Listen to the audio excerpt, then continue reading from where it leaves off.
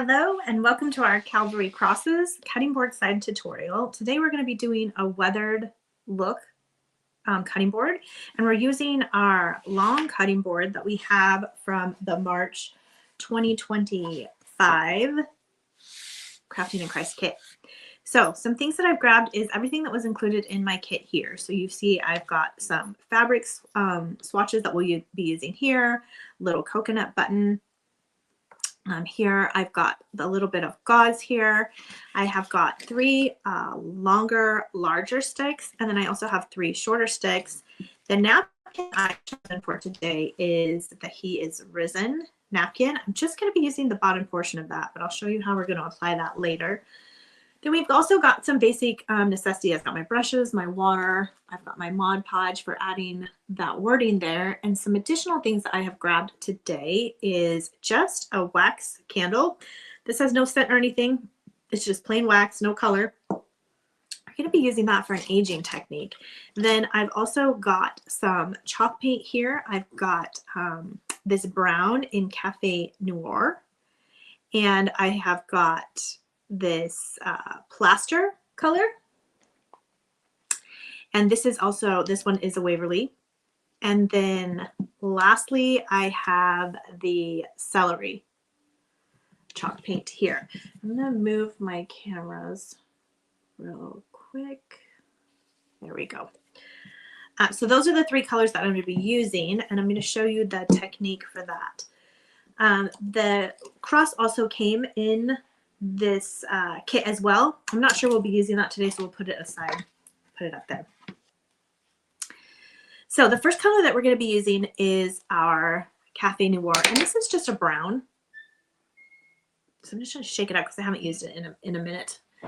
And I'm going to be applying this not over the whole board. What we're going to do is I've got a little bit of a bigger brush here that I'm going to try and fit in here. There we go. And we're just going to be doing certain areas of the board. So we're not going to cover the whole board, but I want to get these edges. Then we're also going to go just in some long marks. They don't need to make any sense or go in any particular, try to go in the same direction, but nothing has to be perfect or anything, because we're actually going to go through this process a few times with the different colors. You can make them a little bit wider. I want to hit the edges on these. And I'm going to hit the bottom here as well. Move that up a little bit so you can see.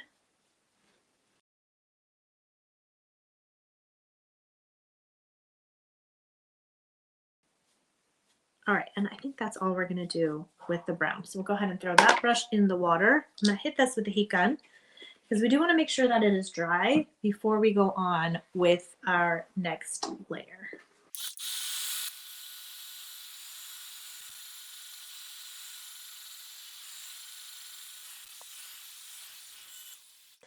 All right, now that we know that this is nice and dry, we want to make sure all of the dark parts are dry, because what we're going to do is come back in here with a couple more colors. So we don't want to be mixing our colors and get like a smear. We want them to be nice and dry. Then the next thing that we're going to do is we're going to go ahead and take our untinted, this is just a regular wax candle. I got this at the Dollar Tree. And we're going to come in and go over basically the spots that you don't want the paint to stick to. So as we apply that next color, what are the areas that you don't want covered? And you are going to want to push kind of hard on this, okay? Again, there's no rhyme or reason to it. You're just going to I'm going over the darker spots here because I want that to show through the next color, but it's not going to be, I'm not covering the whole part of the dark spots, just kind of here and there. So we're going to go ahead and wipe off our excess wax here, unless there's any more spots that you want to cover. And that's it. We've only used like this little corner of the actual wax.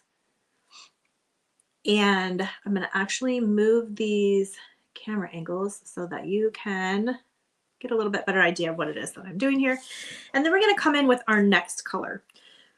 So I do want the top color to be the white. So I'm going to come in the next with this celery color, which is a light green. And for this one, I am going to go all over the whole thing. At this point, we are going to go ahead and cover the whole board. So I've got a little bit of a bigger brush here.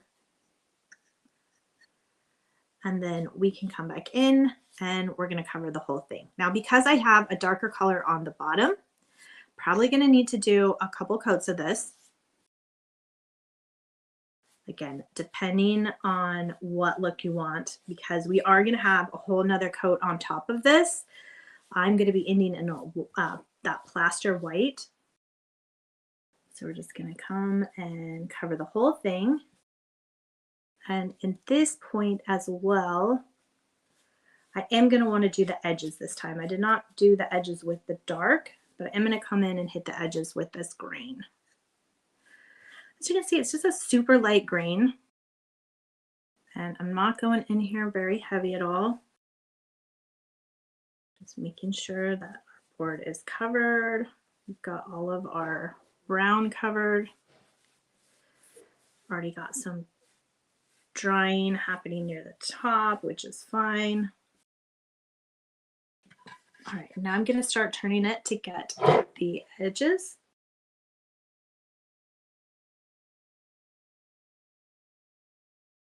And just keep working around your board.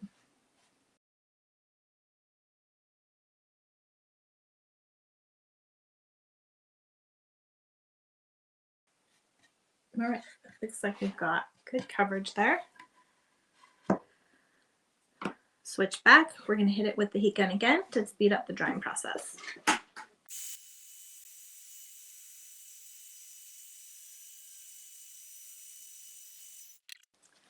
A little bit.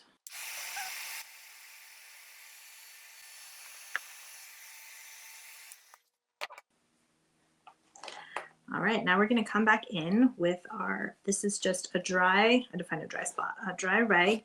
We're going to come back in and we're going to wipe over where we had that wax. And here's where you're going to see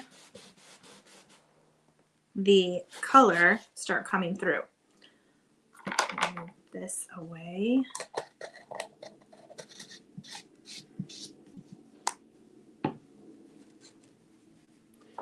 So you can see the color is coming off where we had that wax.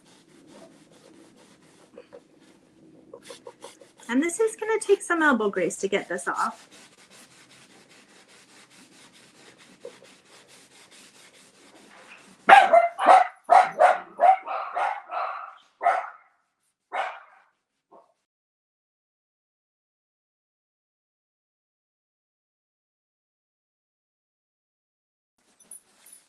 Now I am noting I'm getting a little bit of, let me just take this and let's see if this works as well. Now this is our precision transfer tool. And this is giving it a little of a chippy look. So I am going to go over it with this gently.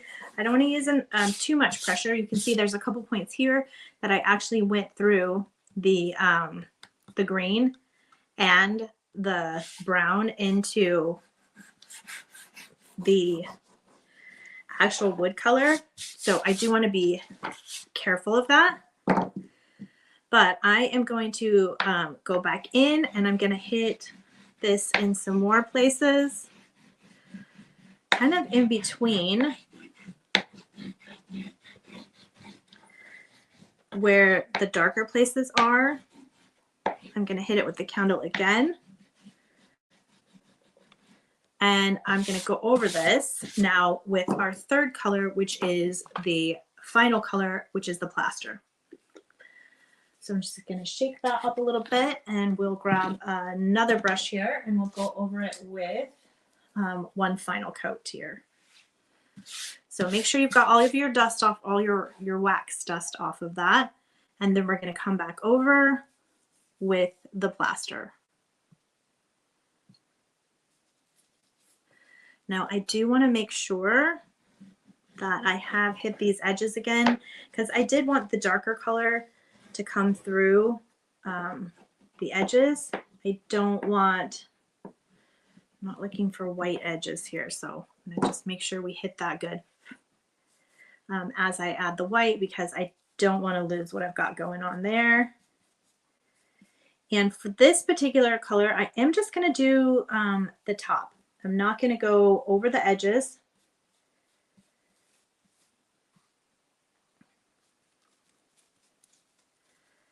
Just kind of going through and giving it a nice coat of the white here. A little blobby there. Now you could also use a crackle technique on this, which I might do for the second version when we do the live crafting event at the end of the month, because I would like to try that. I did just get the brand new, well, new to me, Dixie Belle Crackle Glaze, and I have not got to play with it yet.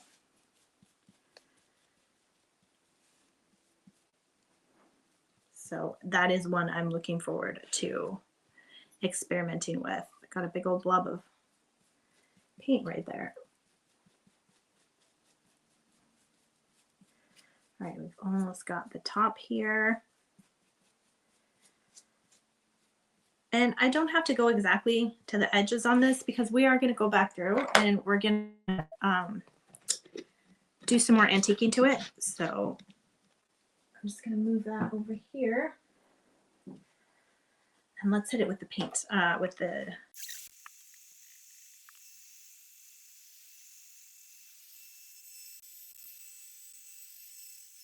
All right, now that we've got that nice and dry, we can come back in with our rag again. And now we're going to come through and take off that next layer. So now you can see we've got the green coming through.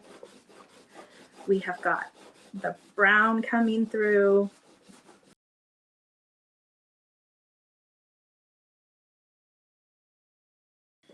Now I am, as I'm rubbing this, I am using some nails in there to get that kind of draggy look.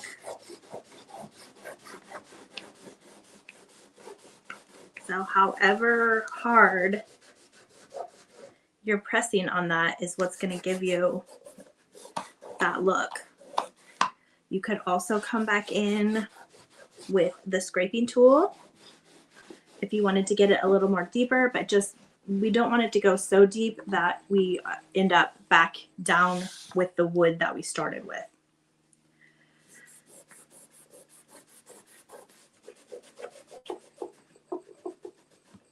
So I am pretty happy with the colors that we have ended up with here. Let me switch back screens here so you can see. So this is kind of where we've ended up on the aging. The back is still completely raw.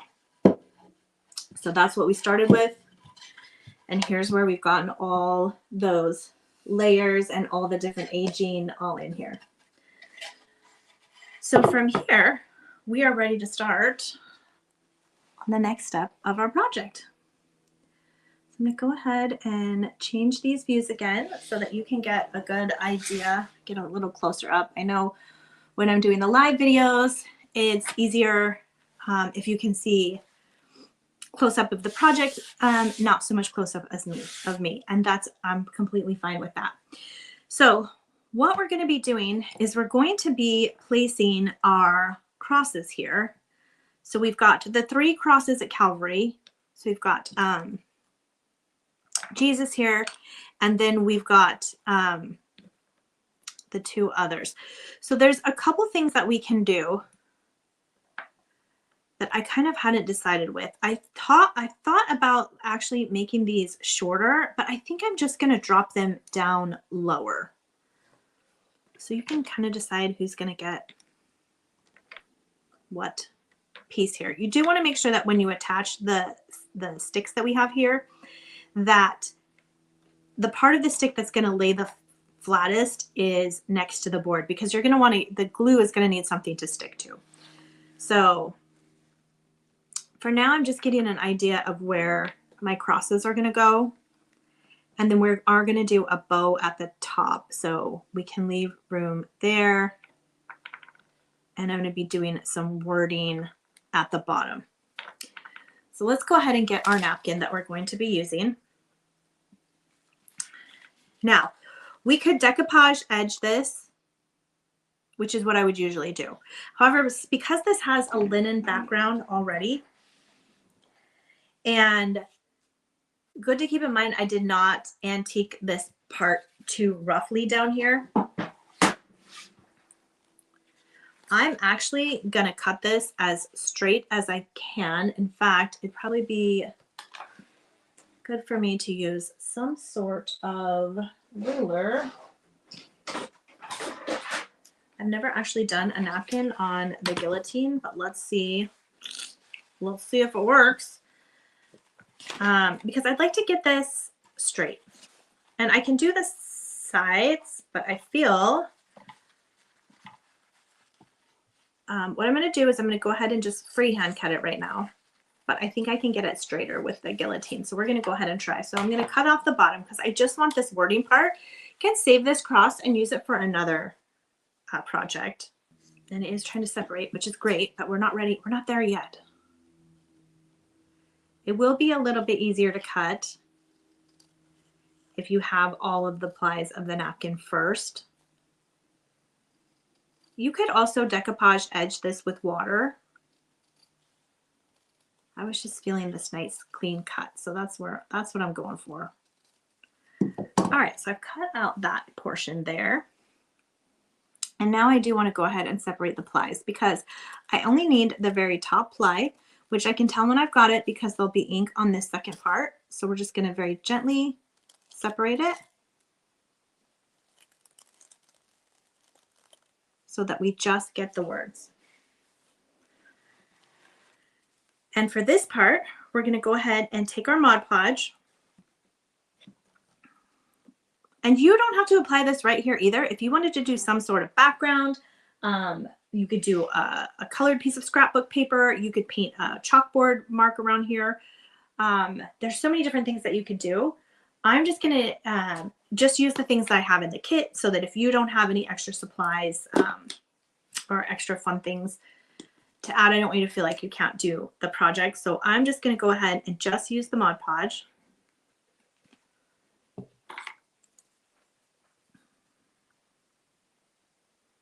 And I'm just going to apply a little line right here. And then I am going to have to go in and probably add some more and probably clean some up here. So we do want to make sure that we've got it as centered as we can.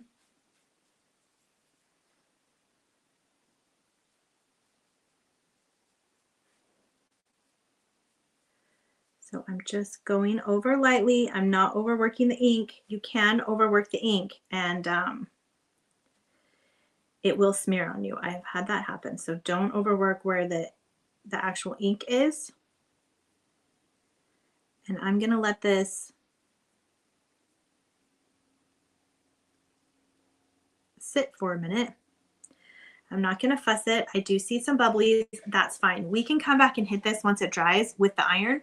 So don't get too fussy about your lettering, okay? Just get it on there. And then we're just gonna love her and leave her. Just let her sit there for a minute. Okay, so now we can come in and we're gonna attach our 3 crosses here. So again, we're gonna be doing a bow at the top. So I wanna make sure I leave room for that. So I would do your middle cross, whichever cross that you want to use for the main one, and we're going to put the glue directly on the stick. And I'm doing the top and the bottom because that is where this particular stick, where it kind of met the actual board.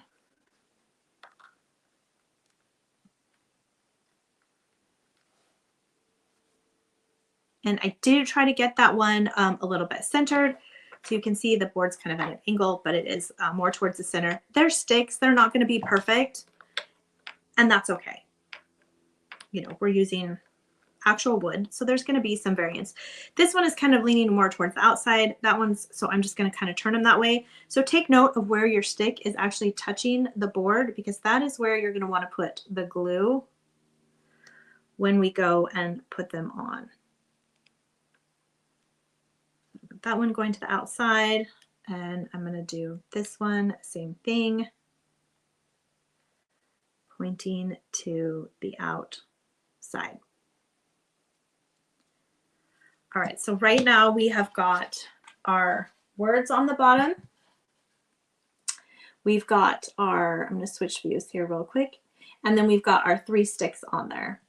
Okay, so now we're going to come in and do the cross part.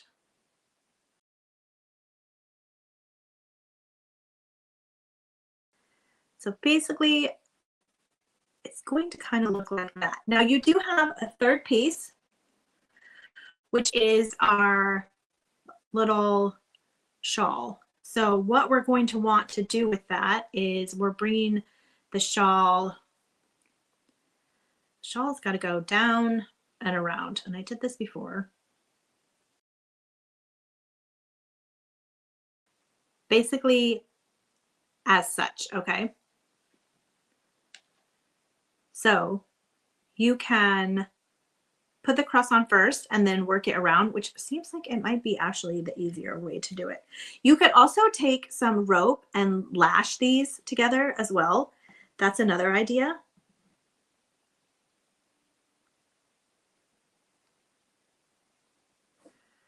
So I'm going to put that one there. I'm going to put this one here. And I'm going to come in and put this one here.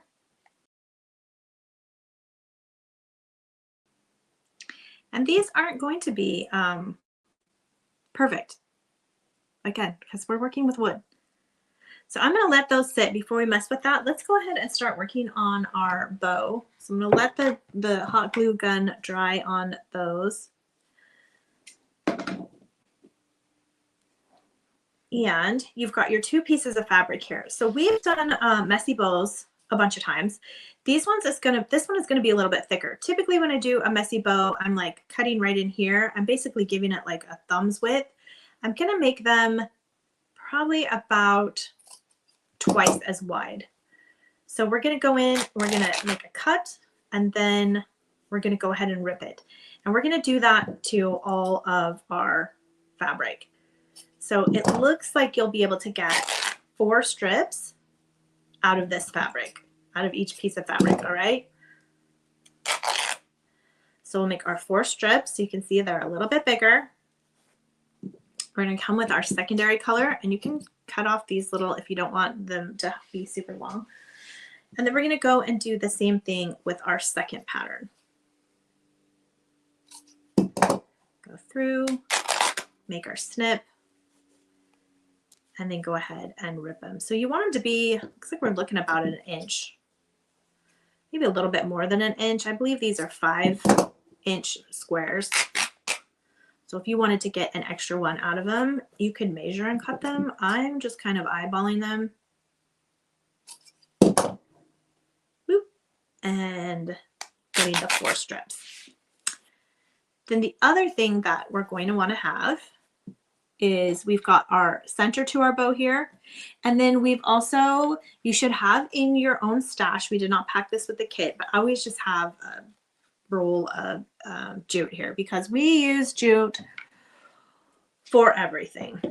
So first thing you want to do, cut yourself a little tail so we can put it in here. I'm going to be using the mini bow dabra just to hold my things. If you don't have the bow dabra, you're fine. You can actually just put your fabric scraps just straight on your counter that you're working on.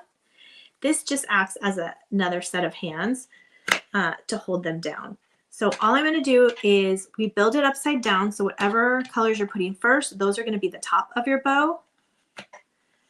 And I am just going to I'm just going to X them, okay? So I'm going to do 2 X's, and these I'm trying to keep, the reason we had the fabric so thick is I am trying to keep them a little bit wider. This is a bigger project, so I don't want a skinny bow. I'm trying to get a little bit of a thicker looking bow to take up some space on this project. So again, just laying them out, and we are going to fuss with this as well. And I am just realizing I actually want to have some additional jute. So I am going to add some jute here, and I'll flip it around when I pull it out so that this is actually going to be the top, okay? So again, this is just going to add some more texture. You could put some raffia in here if you had raffia. You can add some lace to it if you have some lace, some extra strings, whatever you're filling to get the texture that you are looking for.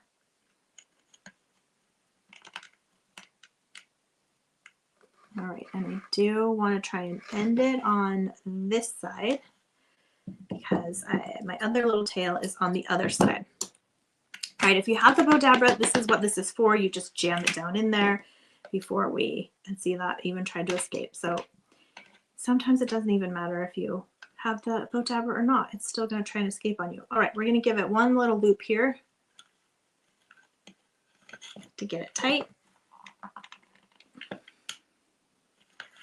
All right, and since I do want this to be the front, I'm going to turn it around and I'm going to tie it in the back for the second loop. The second knot. Now actually give it a couple here so that it doesn't come undone. All right, so now we can come back and we can messy it, we can fluff it, all the things. So here's what we have. All right, let's go back to our cutting board. Keep our little button here.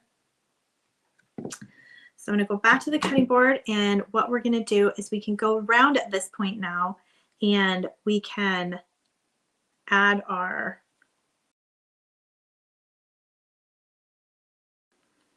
so if you want it, you can actually position it how you want it.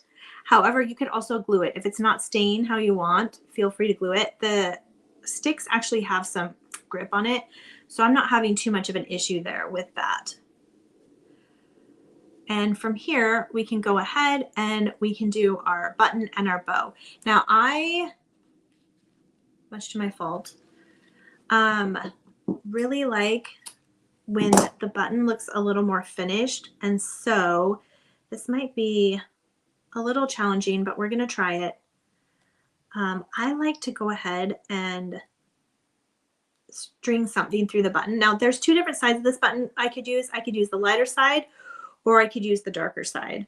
And I think I am going to do the darker side because it does tie in the darker color of the wood.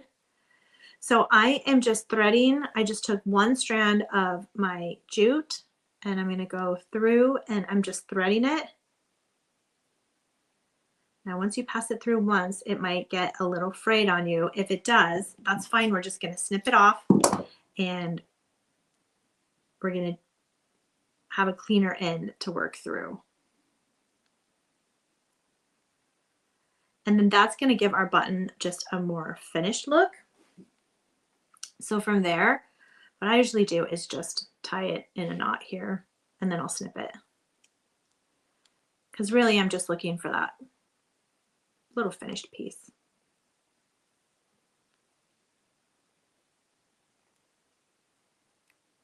All right, and we don't need these little strings, so we can go ahead and clip them off. And then the rest is just going to hide right behind there on the button. So the last thing that we need to do is just figure out the height of where we want to put our bow. I'm going to put mine kind of right here above that cross is where I'm going to anchor it. So I'm going to go ahead and do the bow. Give that a good push down in there. And then we're going to come in with the button, our little coconut button topper. And you could use a different one too if you have a different button. A little cross would be cute here. All different kinds of things that you could use to make it your own. And here we go. We have our full sign. Let me go back out so that you can see. Peter doesn't want to work with me today. So there you go. You have your Calgary cross sign. He has risen. This is our Calgary cutting board. He has risen sign. How fun is that to be used? You can hang it on a wall. You can lean it up. I'll probably be using it on one of my tier trays or on a countertop. I have a countertop right by the entryway that we put our shoes on. I like to put these kind of things there. But it's just a fun little Easter design. So don't forget, if you do make this on your own and you post it on your social media, don't forget to tag at Christian Craft Paper. So we love seeing your finished projects and what you do with our papers and designs. And that is it for this tutorial. So again, thank you so much for joining me. And until next time, happy crafting.